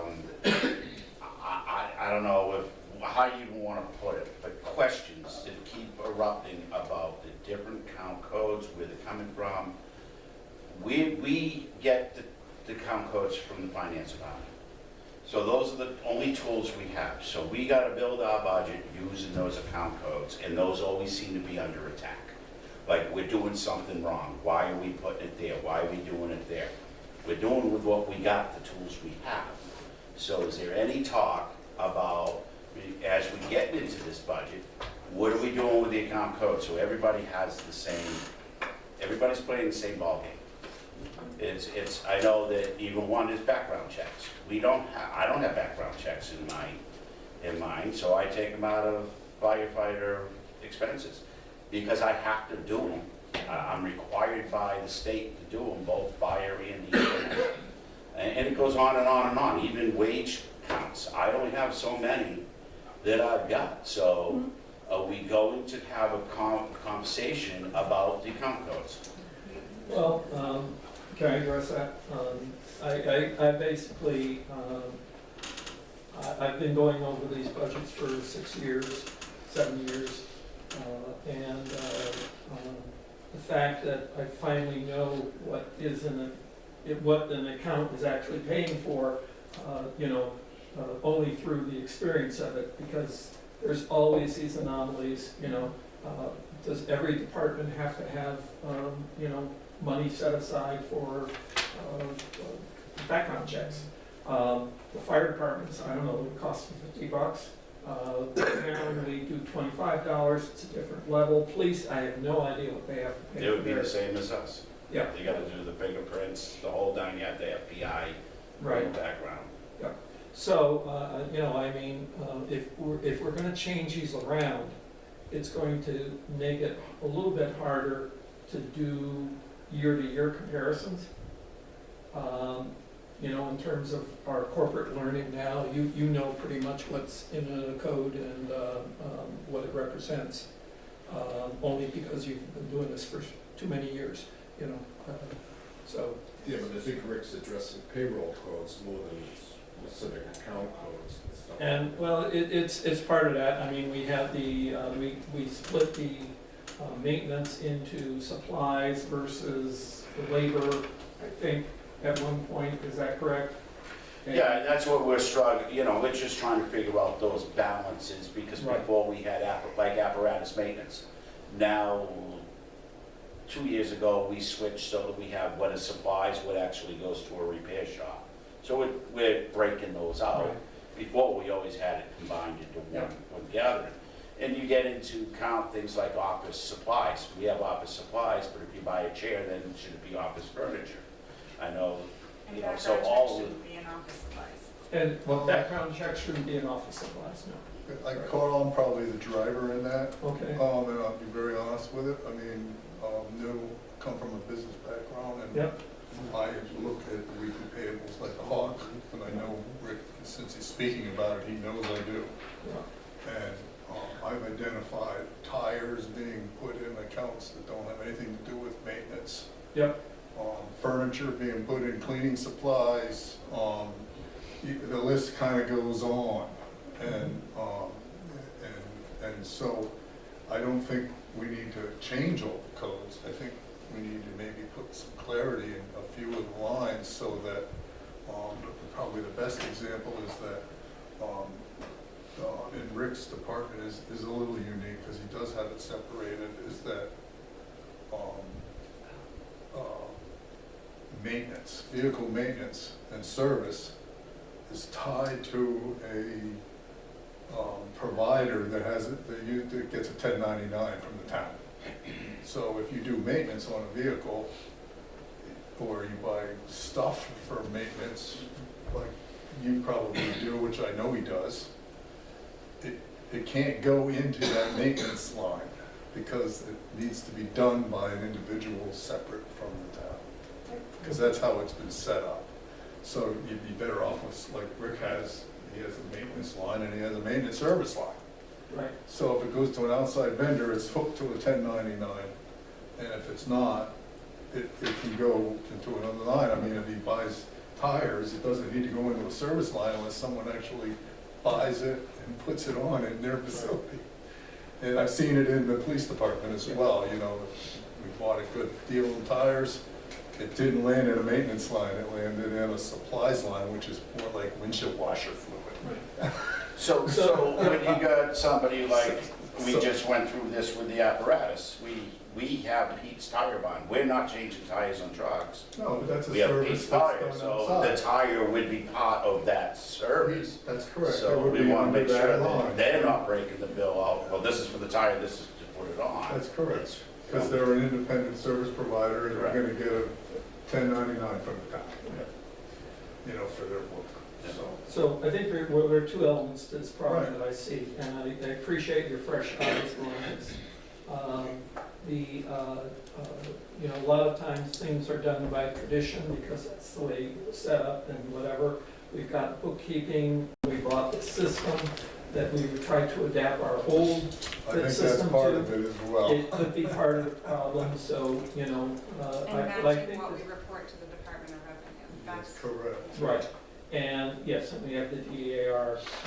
So I don't think it's a major overhaul, I think maybe it's probably more adding stuff, but then, you know, there's a counter side to that, that the more accounts you have, the less accountability you can get. So Agreed. It works both directions. Yes, you and know? the more accounts you get, the more confusion you get. Well, the more you can push it around, you know, so. So- I understand Rick's I think we can All right, frustration. address, but- we can address any new accounts that are recommended while we're going through it. To the budget That season. way it's in the Yeah. minutes. And this is something that the Budget Advisory Committee may want to give input to in terms of interpretation of, you know, where things are. Must remember too that we're kind of locked in, so we're supposed to spend the money according to the budget schedule that we have. Right. And we're approved. So if we didn't put in enough money for tires, for vehicles, for any of the departments, all right? And two of the tires blow out, we can't just sideline the vehicle. We need the tires, so they have to take it out of some budget. But if they didn't budget for tires, then what? Right. Well, it's It comes out of another budget somewhere else. It has to. It's a gross budget, Bob, so we have, Correct. we can move money around within a $5.3 million budget pretty easily. That's correct. And But so this is it's where not a line item budget from the department head standpoint, yes, but from our standpoint and the taxpayer standpoint, there's a gross budget. And we can manage that within categories. So like I say, I think there are two elements to this problem. One is basically strictly finance in terms of their categories and what people are using and what the department heads are required to use, what's given to them. And that is, you know, a meeting with the finance director and, you know, talk over some of these issues one-on-one. The other is training and trying to get the department heads to know what categories they have to do, because this is all done by, you know, 20 different individuals who have to make entries in this stuff, and it has to be transparent to them what to do, and they're gonna make mistakes, but, you know, that's what we're gonna have to deal with. Yeah. But, and we need to communicate any changes to them and help them get through that. Yeah, I So- think it'll be decided upon together when we meet, because Lori May and I will sit down with each of the department heads and we'll address anything. Right. Yeah, I Okay. think that's gonna be a progress, Yep. because purchase orders, for instance, like I suggested back in July, I mean, that would solve a lot of this, because you'd see it before it's actually purchased and you know where it's going. And it will be all assigned, bill comes in, Lori already has it, where it's, Right. everything about it's smoothed out. It's one stop, so to speak. Right, but That that's saves kind of, Rick's time coding and saves Rachel's time coding a credit card, it's all done in advance, yeah. so. And It's that, gonna that's be a a work in conversation I progress. think that Lori May needs to be part of, because she has to navigate this stuff, and we don't know if it's going to, anyway. But that's a department head thing, and I think that should be talked about at that meeting. Yeah. But to Tom's point about the gross budget, that's correct. At the end of the year, we usually do all the transfers between line items in the budget. And it's all done typically December 31st. Yeah. All right? We don't do it all year long because it would take forever. It's forever in meetings just to transfer money from one line to another within a department. And overall, as Tom is right, it's a gross budget. So when we have departments that oversee, let's take fire, emergency management, and building, right? There's three budgets. Between the three, they're all under the same department head. By the time the end of the year comes, it's the gross budget for the three departments headed by that one person. So at the end of the year, gonna balance out. If Right. one is overspent by 5, he's underspent by 5 in another one. So Tom is correct to the point, it is a gross budget, and it's how it works out at the end of the year, and the transfers required at the end of the year. And also, one thing I noticed, when they have made those adjustments through the year, it distorts the budget, and it's hard to read and know where you're at in terms of spending, because suddenly have changed numbers there, and it confuses people, so, all right, Health Trust, the Meeting House Church Agreement, we had that where by request, Roberta had asked to have that put in the agenda, I said I would, but maybe we can, if she wants to address something on there. Right, so I did that at her request, and Has everybody looked at the charter yeah. on the Meeting House? It was really section 8 that it pertains. Right. I have to be honest This with is you. 8, I I just got started this. to read it and I fell asleep. So I haven't gone back to it. Matter how you read section 8 within that. And the point is that, Yeah. and as Roberta pointed out,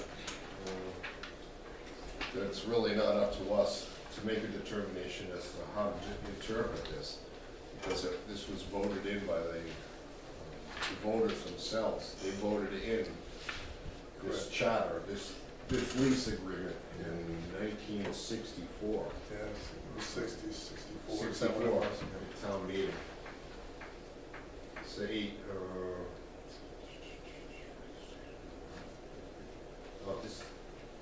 this is the Ralph Ward Trust Fund. Well, that's the Ward Trust Fund, it's not the church agreement. But it was voted on. Anyway, I got that far through it. Chapter 8 within the lease agreement states, the church congregation pays for X amount of things in their area, the town pays for X amount of things in their area, they split up the electric and the heating based on percentage of the building. And it says further on that after that point, in section 8, that the rest of that except as otherwise provided in this agreement, the town and the church shall equally share in the cost and expense of maintaining and repairing of the entire said building, Meeting House building, including roofing, painting said building, and repairing the heating facilities.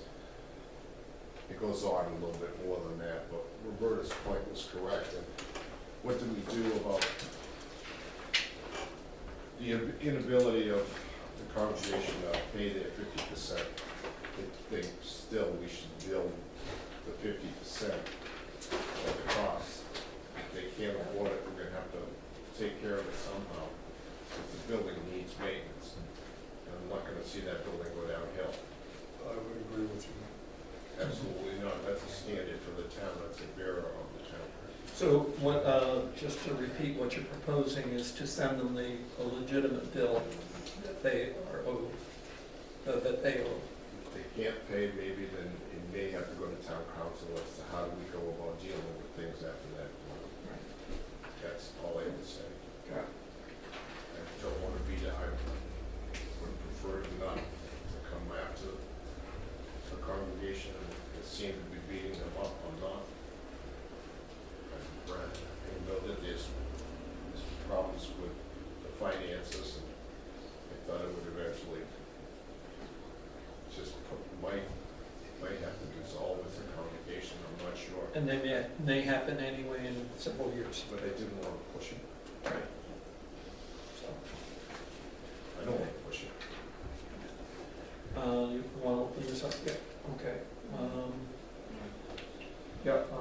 Dave, I'm sorry, Judy was first. Well, in Ralph's will, have you read that? Yeah. This is the trust. We've read the trust. I've read the trust agreement. It is my intention that my trustees use the income from this trust to defray the cost and expenses associated in maintaining and keeping the church Meeting House building in good repair and condition. I'm not gonna read all of this.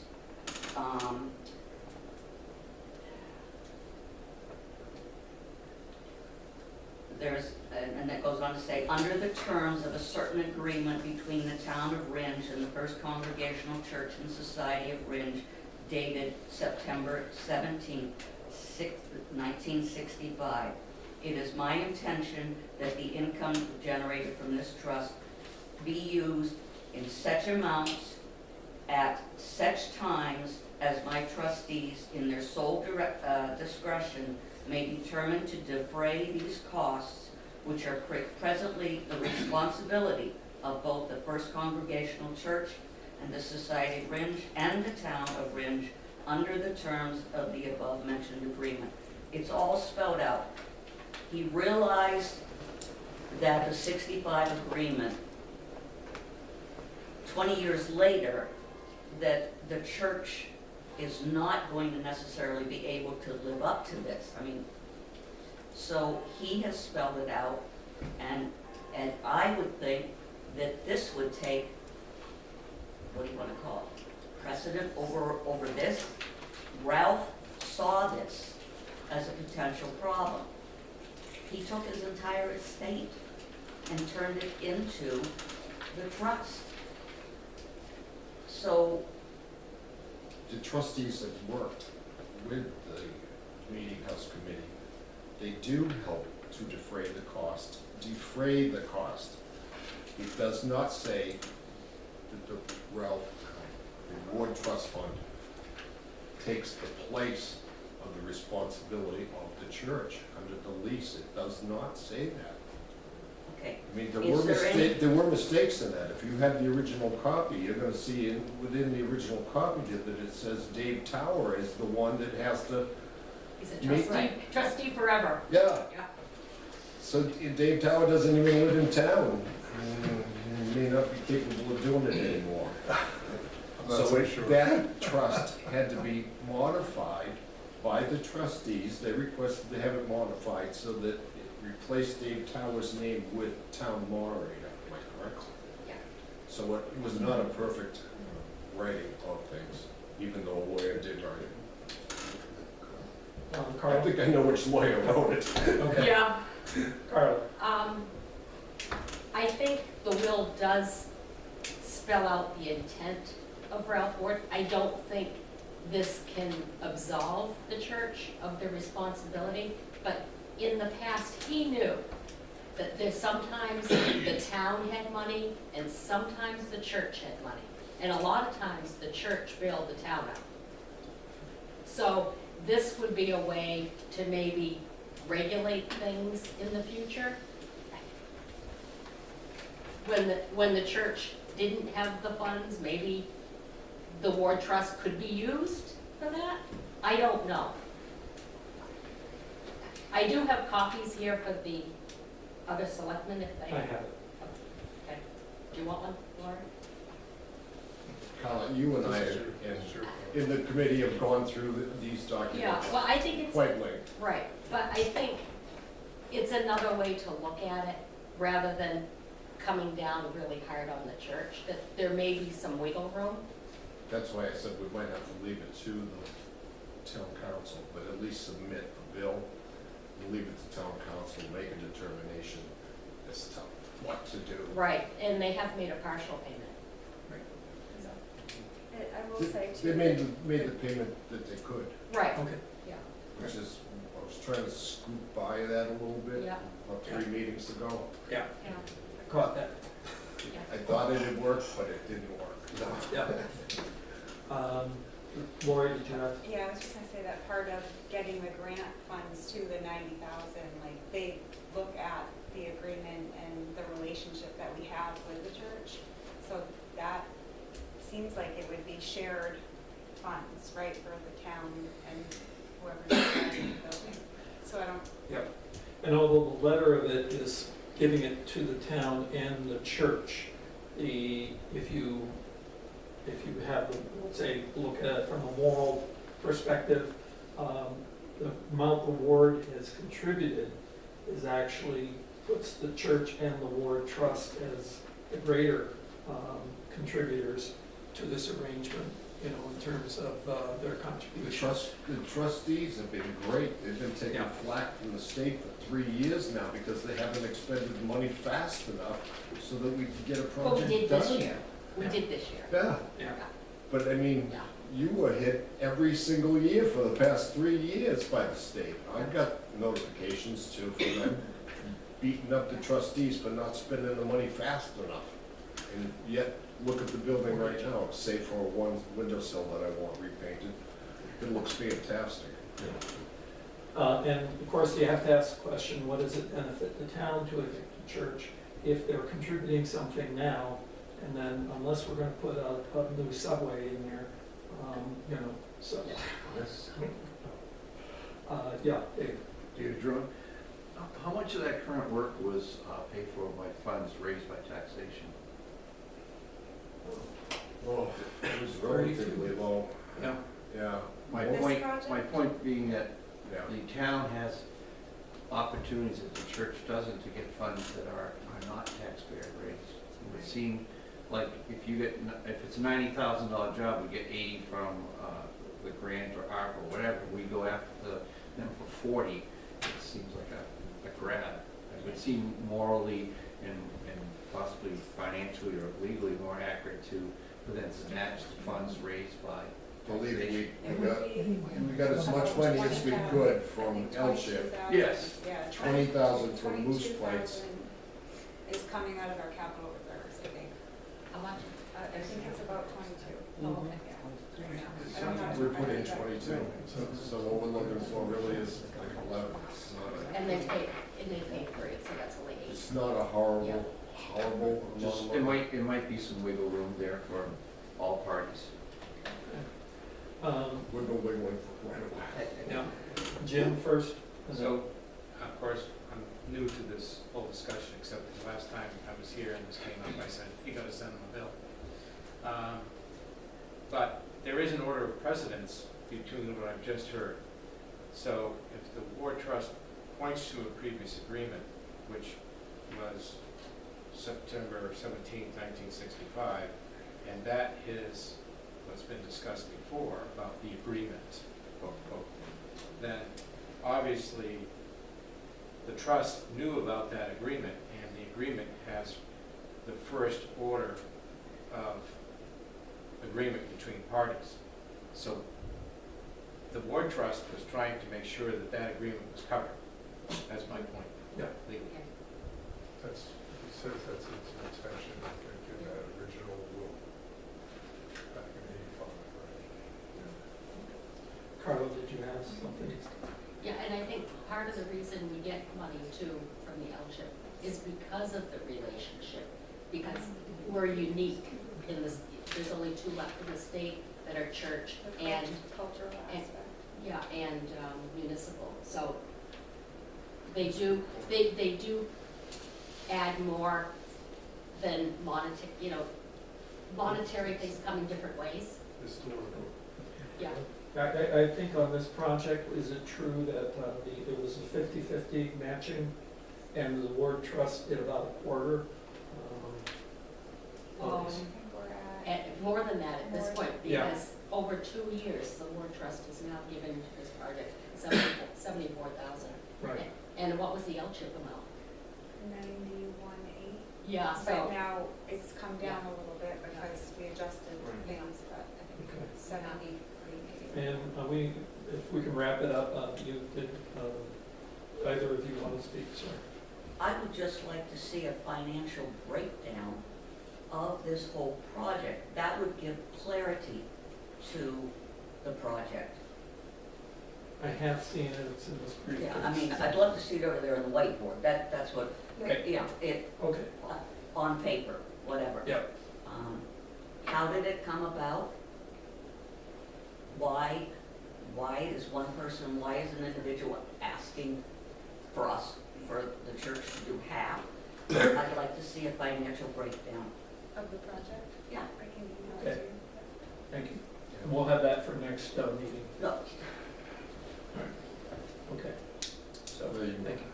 certainly see a copy of it. We'll all be sent copies of it. Okay. All right. I'm sorry, Craig. Craig Very- Clark? Very quickly, Craig Clark. I'd just like to recognize that Ralph Ward, and I knew Ralph Ward and Gertrude, were two of the most wonderful people we've ever had. And as a trustee of the trust fund, we also manage the Oscar Thrashers. We're lucky in this town that we've had these people donate the money for the betterment of this town. Thank you, Mr. Chair. Thank you. Okay. And I think the trustees of these funds, because they've seen to it that they don't let the town overexpend monies. They keep the original monies in there, and all the monies that the income. Yeah, and I think it's over 300,000 now has come out of that to benefit the meeting house. It's a lot of money. The trustees have to go through a lot of hardships over the past few years just to keep this thing running properly. You know, you actually have to go back to court to have it changed. All right, last item on the new business is the Health Trust retiree billing approval. The town already has a retiree billing agreement in place with Health Trust since 2014. This is an update basically due to its changing the medical retirement plan. So no language change for dental. This is the same document for medical and dental. It allows Health Trust to bill retirees directly instead of the town having to collect the premium and sending it to Health Trust to make. Basically it means that instead of the town, instead of the town having to go collect from the employees, they can be directly billed from Health Trust. So I'm making a motion to allow Lori to sign the document for Health Trust. You just said a couple of questions. Yep. Yeah, this is no billing to the town.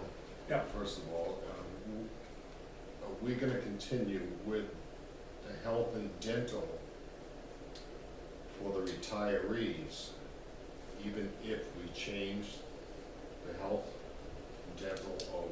Yeah, nothing will change for the retirees. For the retirees, okay. And how many retirees do we have involved in the retirement system? I don't know, I have to ask Lori. It's tiny. Yeah. Yep. So I just don't wanna see that the retirees having to pay an exorbitant amount Yeah, no, nothing to these changes people. with them, nothing will change with them. They actually changed that. That was part of the class they take too. They made some changes in the retirement side of the policies that actually are better. All right, as long as the retirees aren't gonna get beat up. So I made a motion. I'll second the motion. Thank you. All in favor? Aye. Aye. I've got to designate a member to sign this. Okay. So, okay, We need a and, motion to have somebody sign on behalf. right, so I'd make a motion to have Lori Radio. I thought that was part of the motion. Make a motion to allow Lori to sign the document for Health Trust. I'll second the motion. Thank you. All in favor? Aye. Aye. Okay, so any other official business? And we do have the budget schedule that we did print up, and I think it deserves some discussion. Basically, this is amended for the budget season. It's not all inclusive of our meetings, but it includes all the meetings up through January as regular meetings, and then events that are being held for the budget process. So, and according to this, we've got no meeting on November 20th for Thanksgiving. Won't be here anyway. 20th is no meeting unless needed. It is on our regular cycle of meetings. And it could be, because that means with no Thanksgiving meeting on the 28th, that would mean 3 weeks between during a busy time. So November is optional, 20th. Then we have presentations, etc.